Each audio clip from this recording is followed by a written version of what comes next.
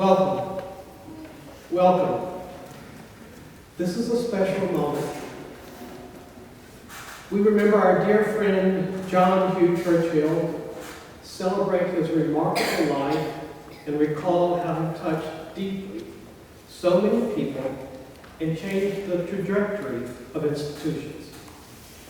The presence and impact of John Churchill, I'll say for one, was unparalleled. Is unparalleled. Thank you for being with us today. You will hear today from academics and other friends stories that illustrate the brilliance of John's mind and the breadth of the subjects he mastered. But to underscore that last point, I want to familiarize you with a list of esoteric terms employed at Big Creek, an annual retreat throughout the 90s for a group of close family friends. The manure bowl, wading in the creek, fireside tall tales, bean straddling, the 9 vine climbers, wet socks, dancing on the porch in the gator, the full and half hunker. I'll get to that in a minute. Here's my point. While John had a corner office in the Ivory Tower, he also held court at the campfire. His library traveled with him, and he tapped into it virtually any and every place. On our hikes at Big Creek, John might enlighten us with the Latin names of the flora we encountered, and regale us with the stories of the mythical creatures captured in the constellations above us at night. Yet he reveled in the silly and the absurd. He and Will treated us to a litany of Monty Python insults in dramatic Shakespearean fashion. He performed the gator and shared its likely origins. And as far as I know, he coined the terms full and half hunker. Consider a bunch of 30 and 40-somethings then, and a flock of kids standing around the campfire till the wee hours of the morning. You'll find you need to rest your feet and your lower back. John illustrated the full and half hunker as a solution. I offered to do the same today, but my wife said that would be too undignified. I was a little incensed by the implication. Did you ever know John not to be at home, wherever he found himself? He was home at Big Creek, a spectacular place, a place of challenge and wonder. It was just big enough for John, the intellectual, the football brute, wilderness John, the humorist, the raconteur, and the friend and champion of the little people. It's only a slight exaggeration to say that his personality dominated Big Creek. We felt it and were shaped by it. To quote my son Alan, it was extraordinary from a kid's and later a teenager's perspective to hear John tell stories. We got to hear how he processed events, what details seemed most relevant, how to captivate others using tone of voice. We couldn't get enough of his stories. And frankly, the stories told by all the adults at Big Creek. I came to realize that this conveyed, perhaps only implicitly, the importance of keeping memories with friends alive. To tell each other stories about ourselves in order to affirm our importance to each other. With John in particular, there was so much wit in our interactions at Big Creek. We got the sense that this was a way of showing you cared about people and how you shared your own joy.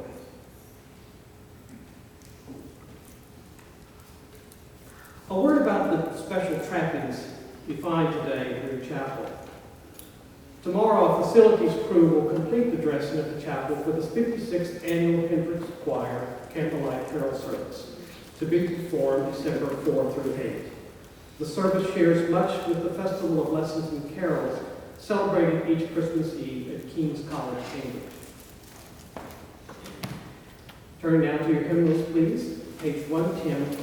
We will sing verses 1 and 4 of A Lighted Fortress is Our God.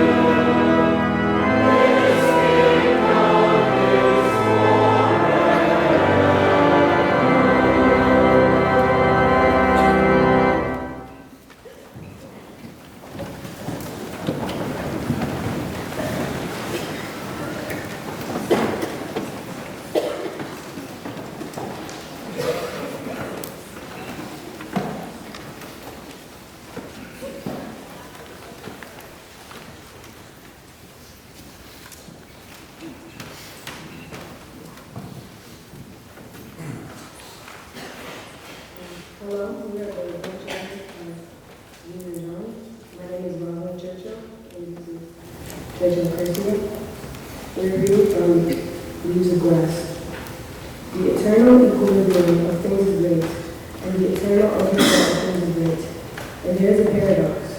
Great is life, and real and mystical, wherever and whoever. Great is death. Sure as life holds all hearts together, death holds all hearts together.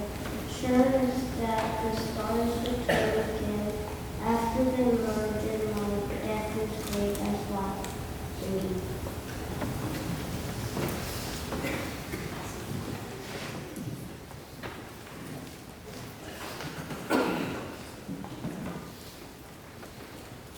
Well, good morning to everyone. Thank you. I am obviously black, and I come out of a black tradition, and so when people say something to you, you expect you to say something back. I am very happy to be here this morning, and I'm going to try to practice for the next few minutes something that John Churchill and I talked about a long time. Churchill knew that I am not an optimist. I am Hobbesian to the core. But John was an optimist, and he found joy in everything. And I would walk around campus and think, this is not happy. This is terrible. And I would say, oh, behave. So I am trying very hard to behave today. So that is why I'm sitting up here, and all the other nice speakers are where they're supposed to be, because I decided I didn't want a lot of drama as you watch them help me to get up here. You see, it all works. So, since Saturday, I've had a lot of time to think about John. I frankly call him Churchill all the time, but I'm going to try to call him John today. And I thought, well, what would I say? And to whom should I compare John? And I thought about it. I've known John Churchill since the winter of 1980, when I went to be interviewed to see if I could possibly be a faculty person in the first Arkansas Governor's School. And that's when I met him, and I thought, this is truly a quirky person. So weird section about literature, and then we talked about art, and I thought, oh, I think they just wanted somebody to teach literature. They want to teach art. I don't know how to answer these questions. But anyway, I answered them. And then I came to know John as a colleague when I was hired at Hendrix in the fall of 1981. And then I came to know John as an administrator when he became dean. We didn't call him provost, we just called him dean. And then when he left us in 2001, he was my friend again. And so, during this series of relationships that I've had with Churchill over the years, I have often thought of him and what he meant to Hendrix College. And so, when I did that, I was telling my good friend, Dr. Hindenburg, that I think of John as a Leonardo. I think John was to Hendrix what Leonardo was to the High Renaissance. And you read over the week something about his marvelous brain, his mind was always working, and that was very true. Churchill was to Conway and to Hendrix what Da Vinci was to Florence and to Milan and certainly to Rome. In this comparison, I'm sure you're saying, is it fair? And I think it absolutely is fair. Anyway, Nikki Giovanni would say, and she did say, if there's ever a time to tell the truth, the time is now. And so you're going to hear my truth. I looked at, because for 20 years here, I taught Introduction to Fine Arts, which is really what they hired me to teach, along with composition. And so Frederick Harp, when he talks about Da Vinci, he gives us that list of all the things that Da Vinci could do. And I'm sure you've read about those, and Jack alluded to some of those when he began speaking. And we know that he was a botanist, he was an engineer, he was all those things. Well, I say that because Da Vinci left to us just marvelous notes, thousands of pages of notes and drawings and ideas. And I'm sure Jean has in her home, their home, all those speckled notebooks. Churchill was just constantly writing things down. And I used to say, don't write everything down. Some things you just pass on. So, when I was hired at Hendrix in 1981, I remember telling John, because I was tenured where I was, and I talked to my oldest brother. I always called him when I had to make decisions that I thought may not be the best one, but I was going to make them anyway. But I wanted to hear what he wanted to tell me. And he said, well, I don't know if you ought to do that. And I said, well, are you going to come home and help me take care of our mother?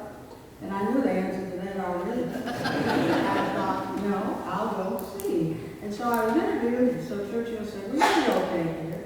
And I said, now, John, I hope you understand that I have two interests that are always prevalent with me. And he said, well, what are those? I said, it's black people and women. And I represent both. I said, I don't know. So when I came to Hendrix, if you look at what everybody has said, John was all those things.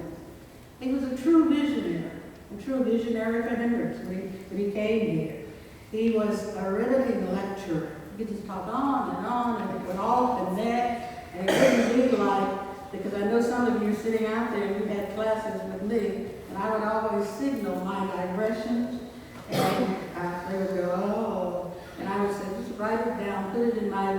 motivation turning me in. John was truly a passionate advocate for the liberal arts and for social change. And I think that that's what made him comfortable when he decided, among other faculty here, that Hendrix ought to have a little diversity. So they brought all two of us to campus.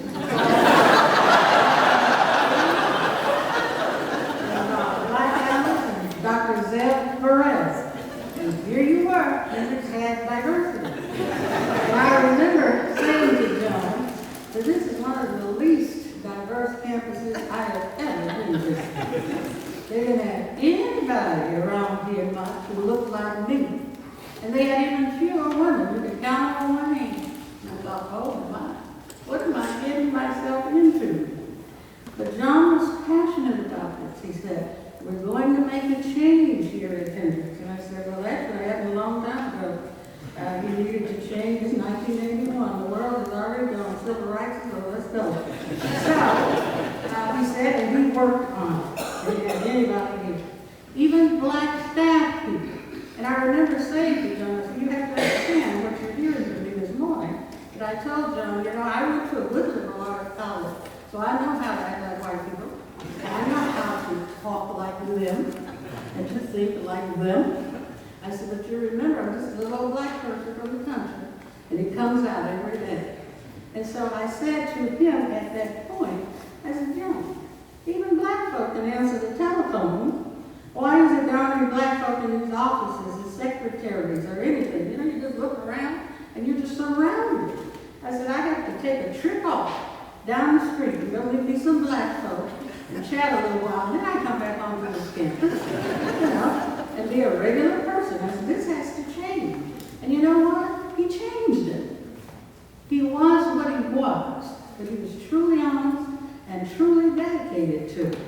So, I said all these things to you. Now, I taught composition for 42 years.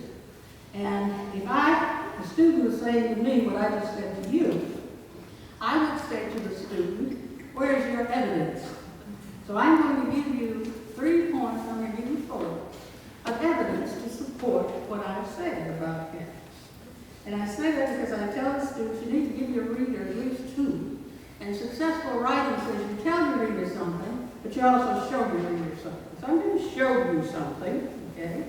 And one of the first things that came to my mind when I thought about it was that John was a prime mover in trying to create the richest educational experience he could for all Hendrix persons, all Hendrix students, all Hendrix freshmen initially. And from that interest came wit. And I'm sure that many of you who are sitting out there today are graduates of having taken Western intellectual traditions. Those 4 areas that were so important. Because John understood what some people today don't. You don't understand well where you are because you don't know what preceded it. And so we covered those 4 areas. He wanted to create a rich interdisciplinary experience. And that's what it was. He drew on the assets of what John knew to be a strong, talented faculty. And he wanted those students, as did that faculty, to grapple with the difficult conversations that they had to have. And it's not often that you tell a group of freshmen that they're going to have to read, and they have to read the original text, not somebody's summary of the text. And as Dr. David Larson would say when we would have our meetings to plan what we were going to teach in those 4 sections, he said the students have to know how to grapple with the big questions. And so they were there, and it made for a rich discussion. And then John thought that we ought to complement with these programs every 4 years for every student cohort coming out of the Murphy program. So we have a year in which we would celebrate art, physics, just like all of those things. That was Churchill's vision. He said we should have a rich, vibrant campus. And at that point, and this was a rich, vibrant campus. It wasn't a dead, dull place. He said that we should be interested in it. What else do you do? That's my point number 1. That's my evidence. My second evidence is that through the work of John Churchill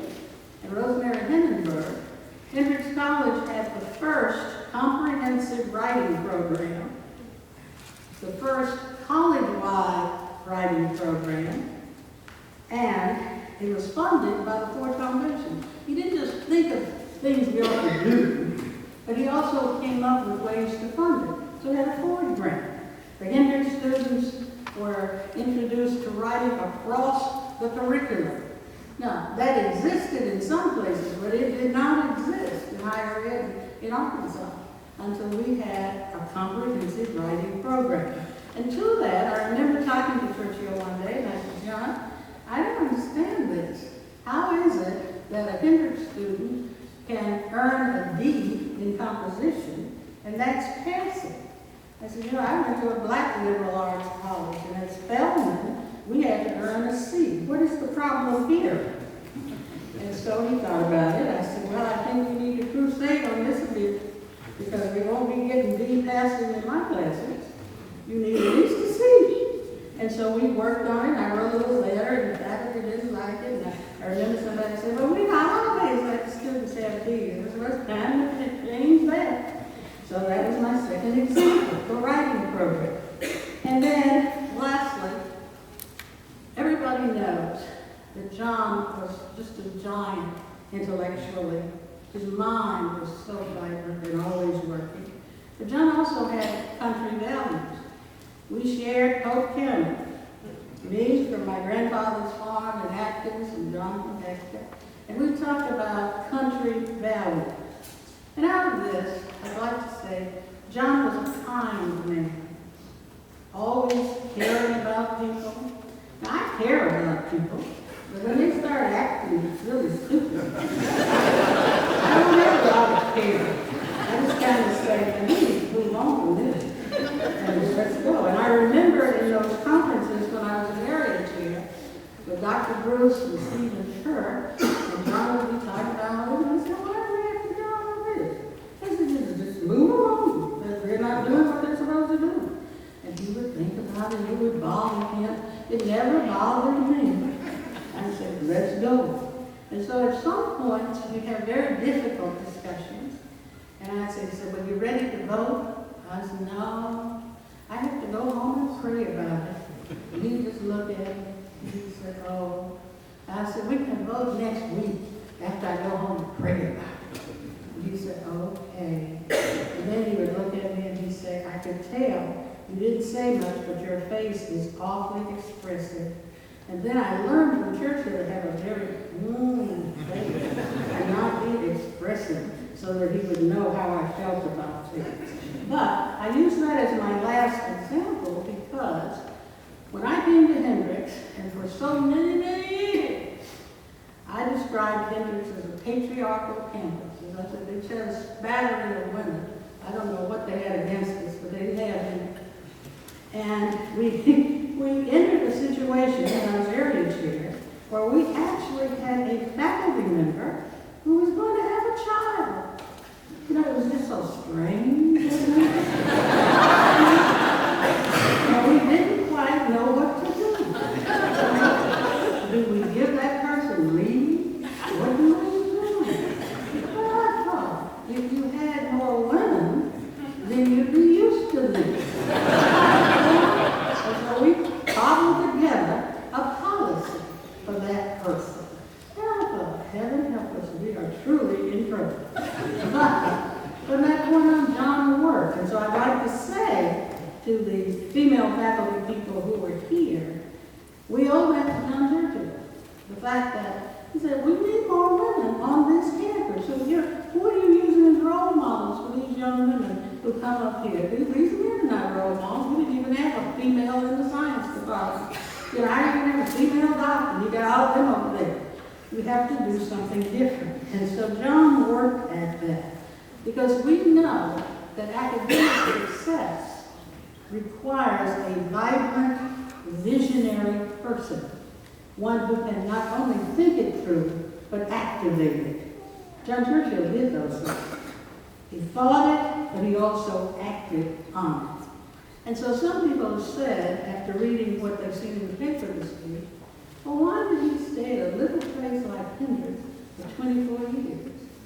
And I say to you as I go to my seat, Hendricks was right for John Churchill.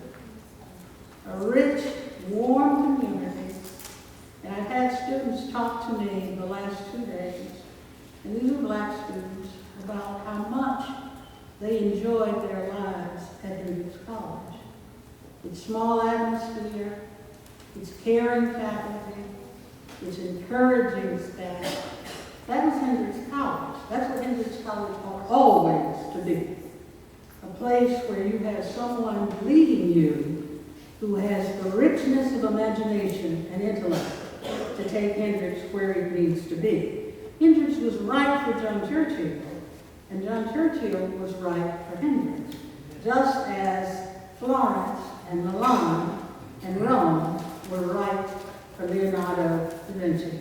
Thank you, John, and I did my best to be as white as I know how to be.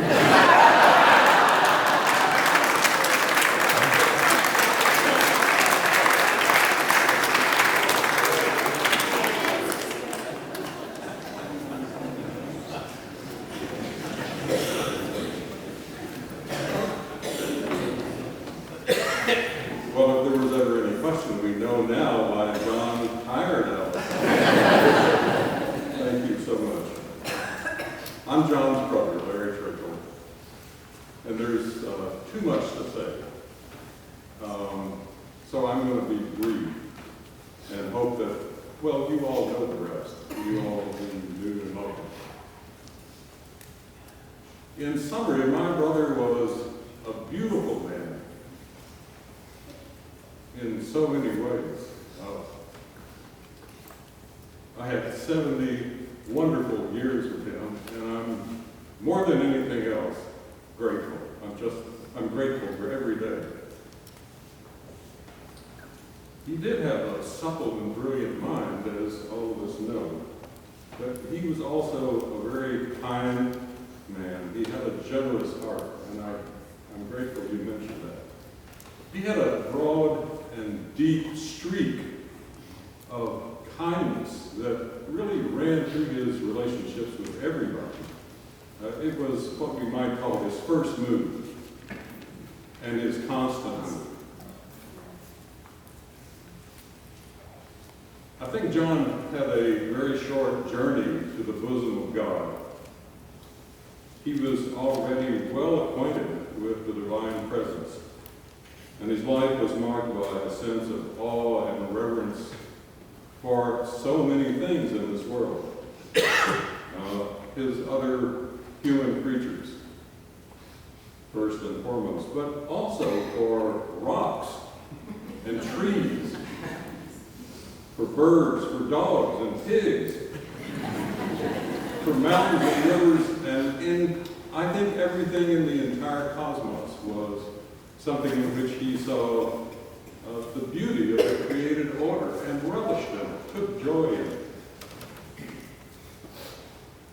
Over the last 2 years, John and I had breakfast every other week, and over coffee and biscuits, we talked about a great many things, but I wanted to pull out one of his many distinctions, which I thought encapsulated the way his mind worked, but also the take he had on the world. The categories in play here are the discontinuous and the continuous. One of John's images for understanding the individuated lives that we have here on earth is that we are separate persons. We are discontinuous in some ways. We're encapsulated in our own skin, and we have to move out of that to relate, to find meaning. He found it in other people, but he found it also very deeply in the natural order. Death brings us back into the continuous. Death is a coming together. Death folds us back, he said, into a reality where life and death are simply two aspects of a grand design. It folds us back into the grand, majestic, and sacred order of all being. And it's not surprising that Walt Whitman gets quoted again and again. He was one of John's favorites. Here's a wonderful line from Whitman I think captures some of this. Whitman said, "You'll remember Every blade of grass, every leaf, and all of us are no less than the journey work of the stars. Let me end with a portion of the Dylan Thomas that was one of John's favorites. And death shall have no dominion. John loved this poem. I think it expressed a great deal of what he perceived that life was about. And it showed up in how he lived. And death shall have no dominion. Dead men naked, they shall be one with the men in the wind and the west moon. When their bones are picked clean and the clean bones gone, they shall have stars at elbow and foot. Though they go mad, they shall be sane. Though they sink through the sea, they shall rise again. Though lovers be lost, love shall not. And death shall have no dominion. Blessings upon you, John Churchill. Wonderful man, wonderful brother.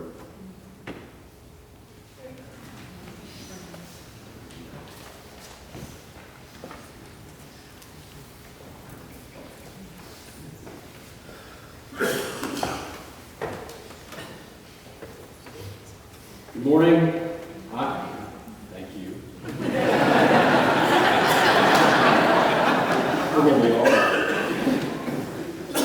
I'm Michael Curcio. I am John Churchill's son-in-law, which means I got to marry his only daughter. Lucky me.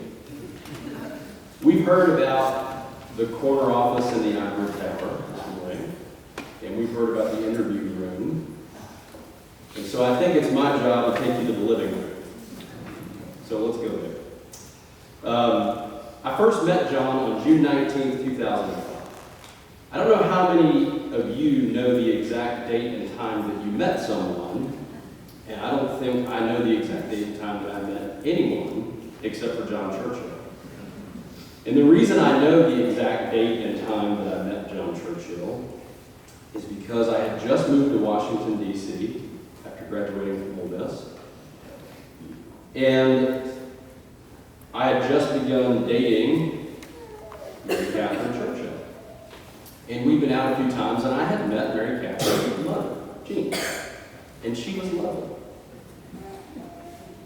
But I had not met Mary Catherine's father. I'd heard about him, but we had not crossed paths. So on a Sunday afternoon, I get a phone call from Mary Catherine, and she says, "Why don't you come to dinner with us on Wisconsin Avenue? We're going to an Indian restaurant." And I said, "Mary Catherine, it's Sunday. It's Father's Day. I'm dating his daughter, and I'm a Republican."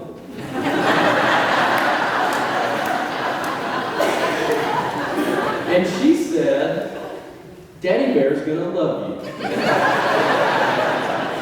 And I thought that she wanted to kill me.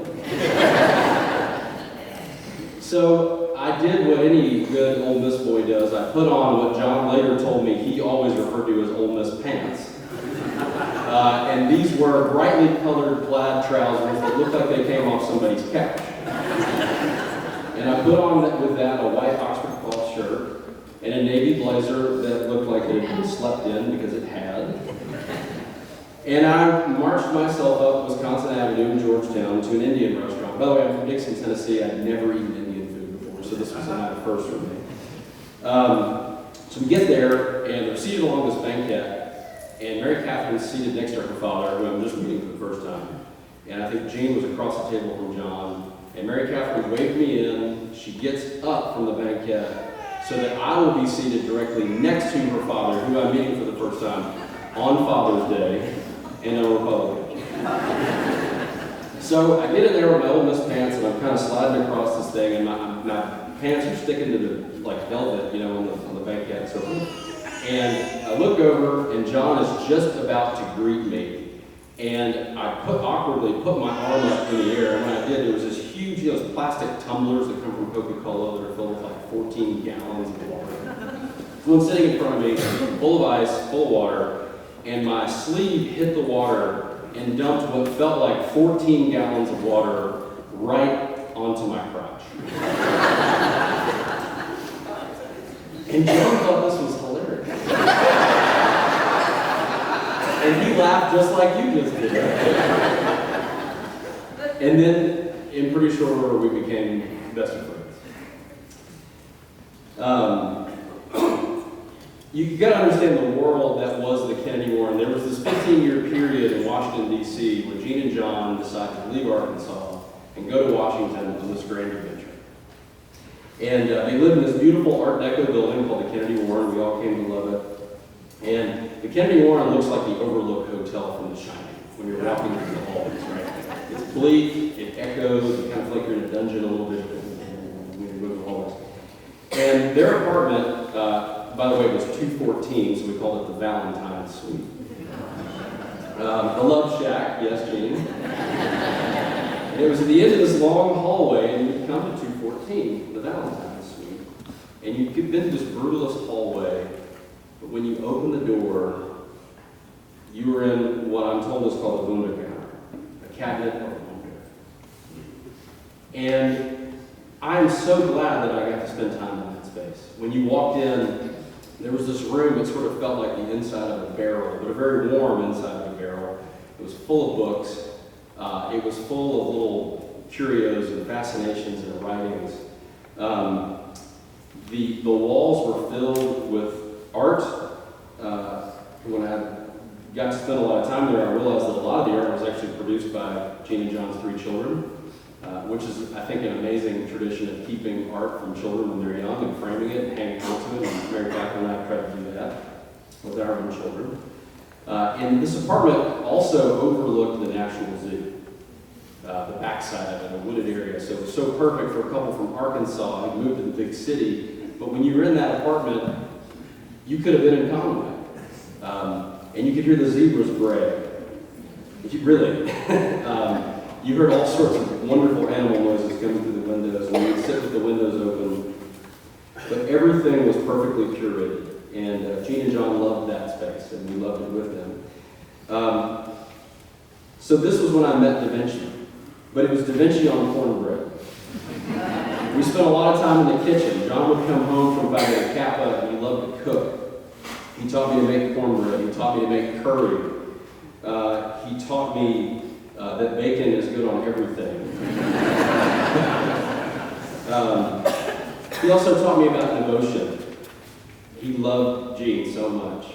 And Gene had a job in the building. She decided that being a person who didn't work was not going to work for her, I think, very quickly after she arrived in Washington. So she got a job in the rental office in the building, and she would tour people's apartments.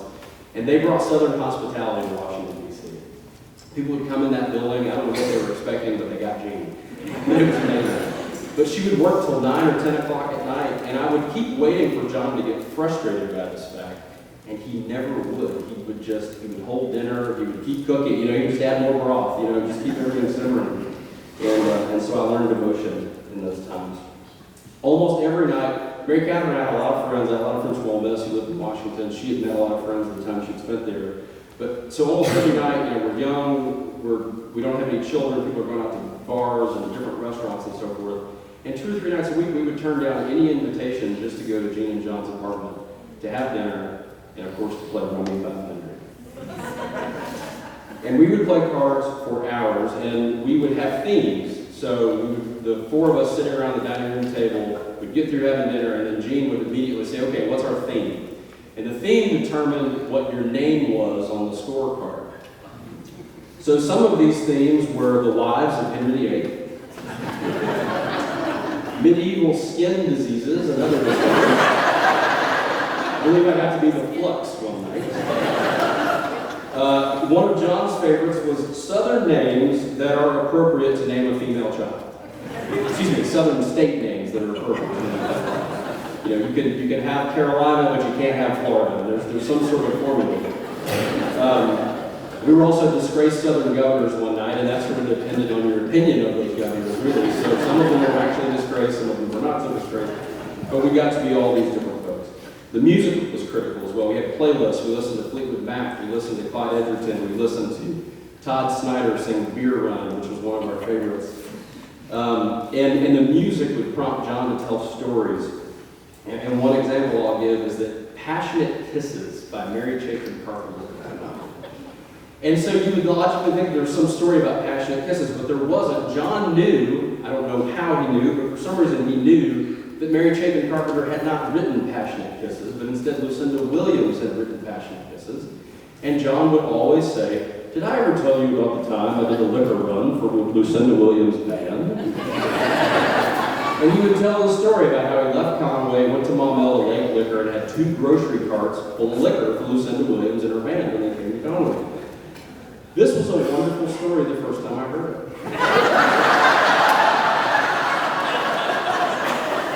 It got even better the second time. But John would tell the story every 8 days. And every time he told it, it was as if he were telling it for the absolute first time, and we would stop correcting him. It was like we were hearing it for the first time. It was absolutely fabulous. He also was of the opinion, by the way, that the guitar solo in the middle of Go Your Own Way by Fleetwood Mac is the greatest example of the history of the guitar, period. So, go home today and listen to that. We had a lot of friends in the neighborhood, and Gene and John adopted us all. We call them the Bean and the Dean. We would spend a lot of time on a rooftop bar called CPBG watching college football. Gene and John adopted everyone in the neighborhood, not just people that we actually knew very well. There was Pam the butcher from the local grocery store. Pam was about 6'2", and if you met her in the grocery store, you would think, I'm not sure. I mean, this woman, she's holding a large knife. She seemed like maybe you could hack her off pretty easily. And so one day I came into Gene and John's apartment and I found Pam the butcher just sitting on the couch. Gene didn't invite her home one day, and there was Pam the butcher, which was great. There was Giovanna at the front desk. There was John Labembe. There was Abelai, the doorman, and they all loved Gene and John. It didn't matter who it was. They were all different races. They were all different colors. They were all different genders. It was the neighborhood family. And it was wonderful. As I've said, Gene and John brought Southern hospitality to that city. John once told me he was coming home. His office at Phi Beta Kappa was at DuPont Circle. And he liked to take the bus rather than the metro because he didn't have to go up and down the escalator. And one hot summer day, he was wearing a seersucker suit, and there was a guy at the bus stop who very wryly just came past him and said, "I love your chicken."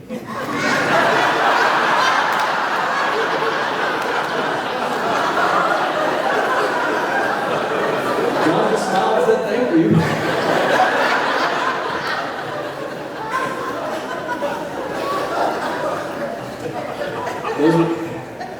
Those were some wonderful years. Will, Mary Catherine, and Hugh absolutely adore these 2 teams, and it is amazing to watch. I told Gene yesterday, thank you for letting me join the family. I absolutely need it. It's just amazing to watch 2 people be loved by their children as much as they are. I have a wonderful family. My parents are here today. God's blessed me with 2 wonderful parents. We never wanted for anything. We had amazing experiences. We had love and we had support in absolute buckets. And then I met Gene and John. And why in the world God blessed me to have 2 sets of parents who were so amazing I have no idea. And I will spend the rest of my life trying to live up to that blessing. Thank you for being here today. God bless you.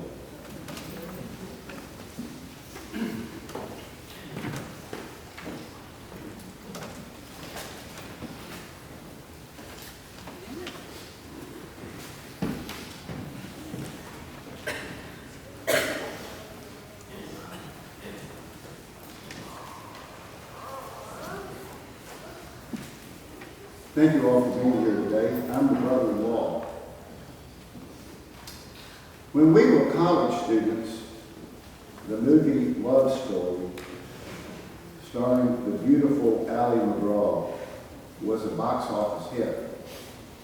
During that time, I came to Little Rock for my first weekend stay with Billy's family. And upon arrival, I was greeted at the door by a stunning Ally McGraw lookalike. I almost fell out when she said, "Hi, I'm Jeannie, Billy's sister." And my first thought was, good Lord, Ally McGraw lives here too.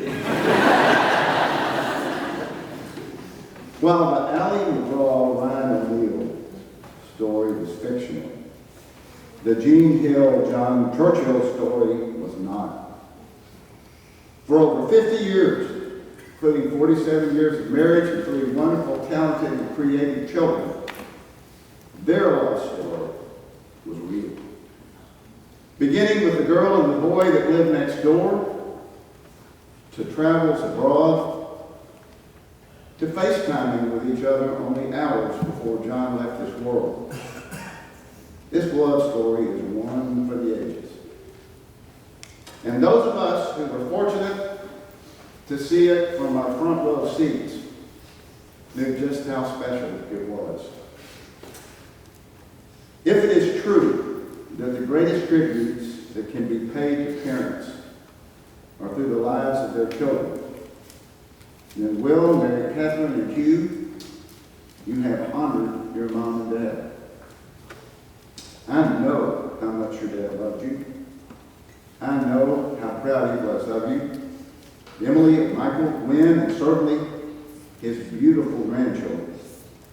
But most importantly, I know how happy he was that you were happy. You have inherited a rich reservoir of stories and experiences from him, about him, and with him, that you can treasure and pass on to generations today and to generations to come. Although I am not on Facebook or Instagram, our daughter Mary has shared with me countless tributes to John that have been posted by his students, colleagues, and friends. One of them said, he was an epic, cool guy. He was an epic, cool guy, whose interest in Aristotle, Plato, and Socrates was balanced with his interest in the histories and the happenings of the Cheek and Churchill families. Decoration Day at the Walnut Grove Cemetery was more meaningful to him than a Washington black tie dinner. And as Will said when we were there yesterday, John Churchill is now home. And with the possible exceptions of his mother's German chocolate cake, and as you noted, a good book, nothing was better than a family road trip with his sister Betty and his brother Larry. But it was here, on this campus, from Captain Martin's Rock to Rainey Hall as Professor Churchill, to Fawcett Hall as Dean Churchill, where Dr. and Dean John Churchill flourished. It was here, as you noticed, Dr. Hines, his outspoken advocacy for the liberal arts grew stronger by the day. Answering the question, what can you do with a liberal arts degree? John said, and I quote from John Churchill, I can communicate clearly and precisely in speech and writing. I can read and listen critically and analytically. I can understand the structure of the reasoning people present. I can enter imaginatively into the perspective of others and creatively invent new ways of viewing accepted facts. I can follow a line of thought to its conclusion or trace it to its origin. I can explain things when people have a hard time understanding them. I have a body of skills that will serve me well in a wide variety of professional settings. End quote. Today, ladies and gentlemen, liberal arts colleges all across America should reintroduce themselves by adopting and maximizing the John Churchill Creed. When Roby Brock, the editor of Talk Business and Politics, was a Hendrick student, he and John would often appear together on programs for visiting high school students. John would talk about academics, Roby would talk about student life. On one occasion, John referenced the Hendricks motto on the front of the podium, saying, many of the podia on our campus have this motto. And Roby thought to himself, how many of these high school students have a clue that podia is the plural of podium?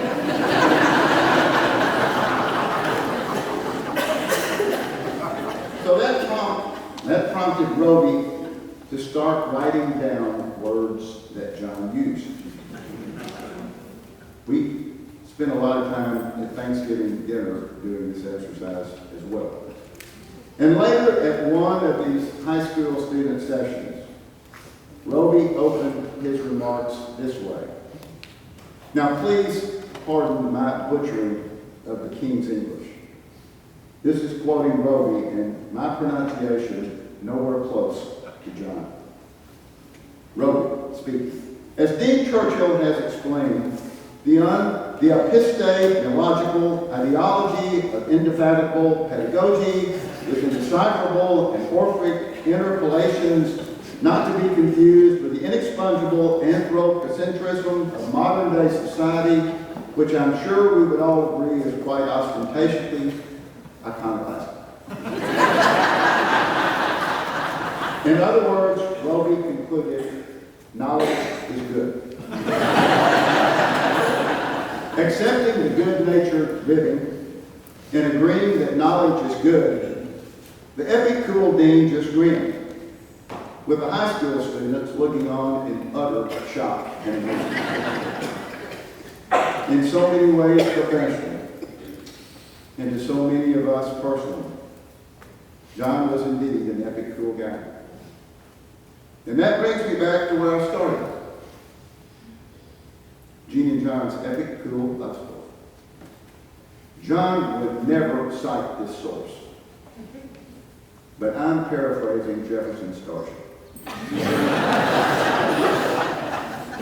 Looking in your eyes, I see a paradise. This world that I found is too good to be true. Standing here beside you, want so much to give you, the love of my heart that I'm feeling for you.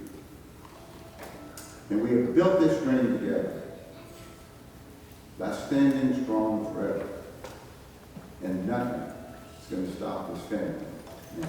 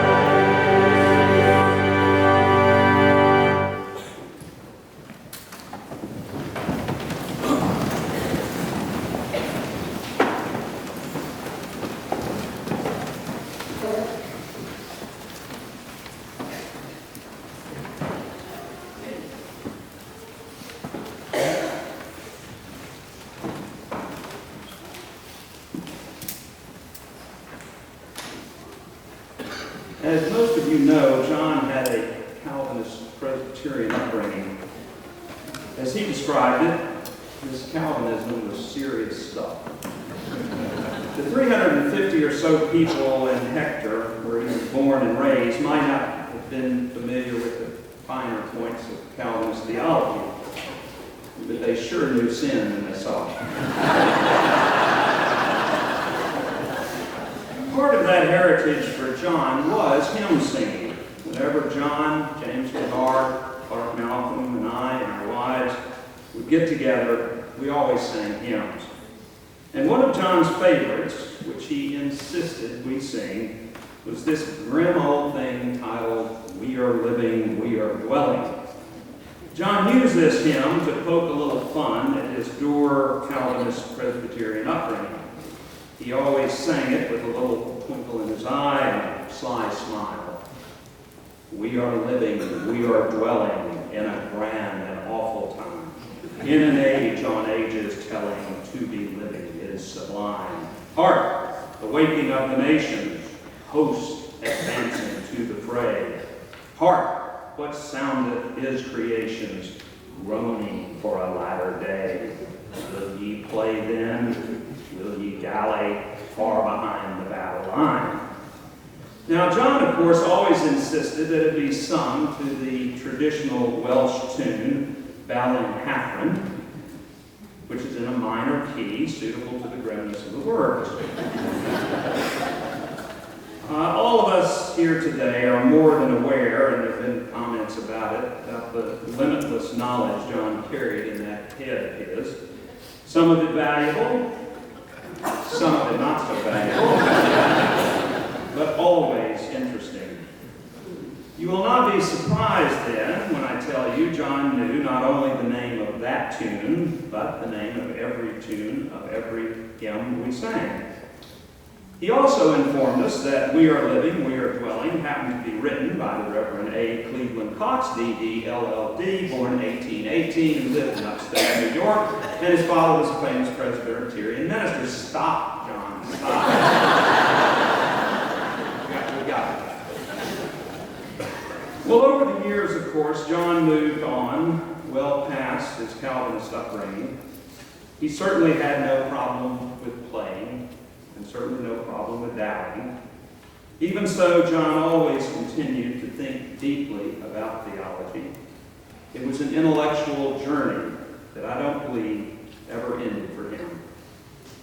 Learning of his death last Saturday, I picked up Tennyson's In Memoriam and came across these lines, which I think perfectly describe John and his journey. You tell me doubt is devil-born. I know not. One indeed I know, and many a subtle question versed, who touched a jarring lyre at first, but ever strove to make it true.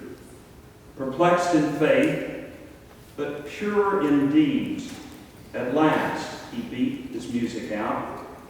There lives more faith in honest doubt, believe me, than in half the creeds. He fought his doubts and gathered strength. He would not make his judgments blind. He faced the specters of the mind and laid them.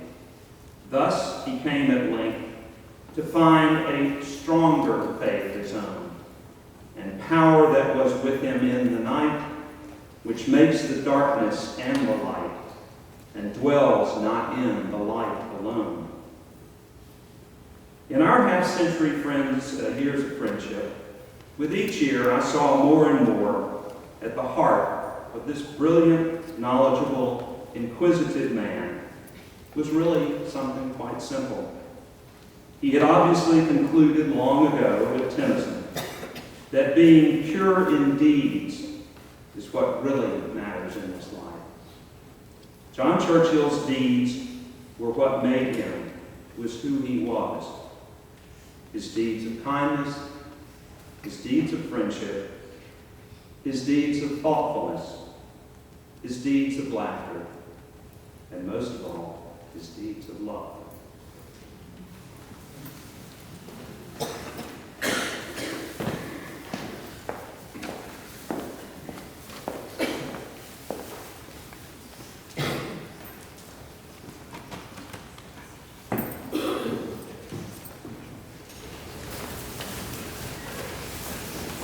state flower of Arkansas. I didn't make that up. You can see it in the roadside.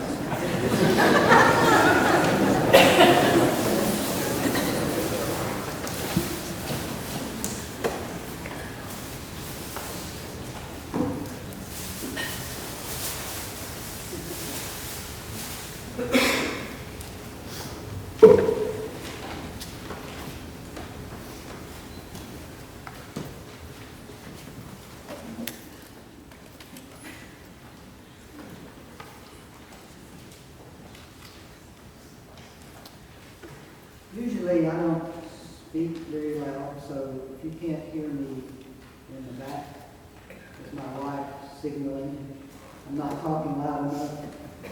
It's okay.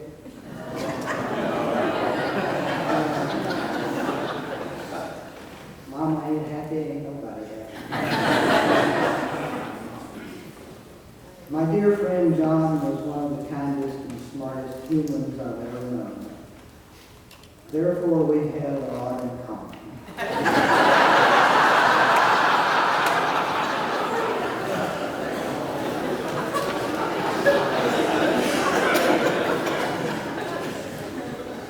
John liked rocks. I like rocks. Here's one he gave to me. It's from the San Juan Islands off the coast of Washington State.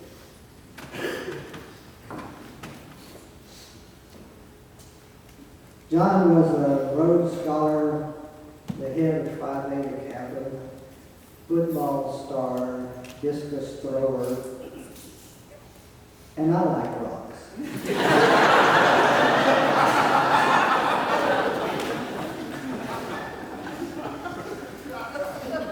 A while back, John sent me this text. Okay, Pard, it starts tonight. P-A-R-D, as in, partner.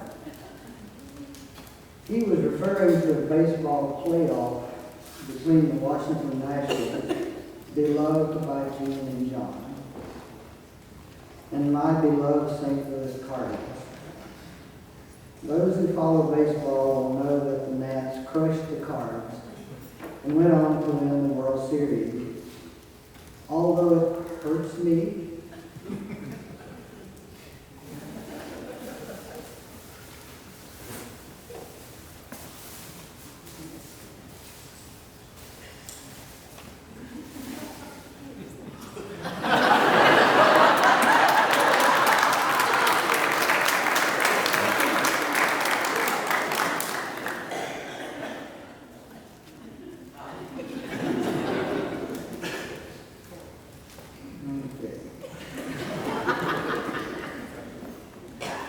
Monty Python might say, and now for something different. As you may recall, between 1759 and 1767, our very young Lawrence Stern published a novel called Tristram Shandy. Not there. Okay. John said that I should read it. So I did, and I didn't like it. I did, however, like Tristram's uncle, Captain Toby, who was always whistling an Irish song called Billy Bolero. John liked the song too, so we decided that we'd make a fine duet. We finally found someone who was willing to accompany us on the piano. We had a blast. In homage to John and to apologies to all of you, I will attempt to sing a short bit of this song.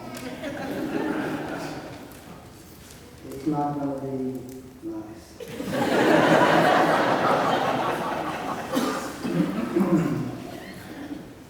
Oh, Brother T, dost hear the decree? Liddy Boulero Boulin law. We are to have a new deputy. Liddy Boulero Boulin law. Lero, lero, lily boolero, lily boolero, boolin' along. Lero, lero, lero, lero, lily boolero, boolin' along.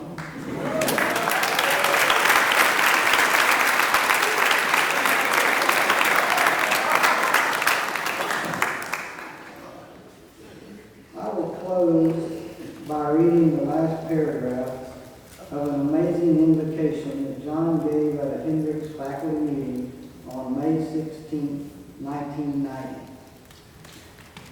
If you'd like to have a complete copy of it, just send me my email is goodwin@hendricks.edu, and I think you will enjoy it. I didn't want to take too much time, so I'll just give you the last paragraph. We all have miles to go, and while there may be world enough, there certainly isn't time. And since there isn't time enough for all that has to be done, maybe some bets are off. Then, with some bets off, there can be time to pause, time to stop and smell. No, wait. That has been said better and with a better point much earlier. Consider the lilies. Consider the lilies of the field.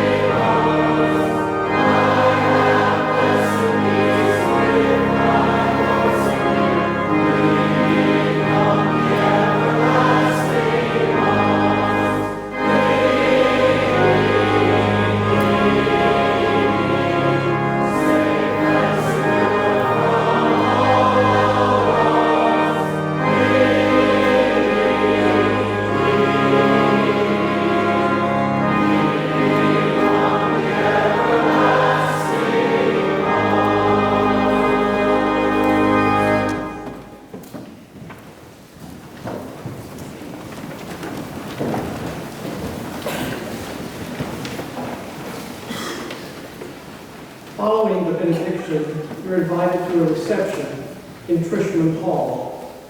This is a change from what you may have read. Trishman is located just to the south, so you'll want to turn right when you leave the chapel. A microphone will be available for those of you who would like the opportunity to share your thoughts and memories of John. After the benediction, please allow time for the family to make their way to the reception. before you leave. Thank you.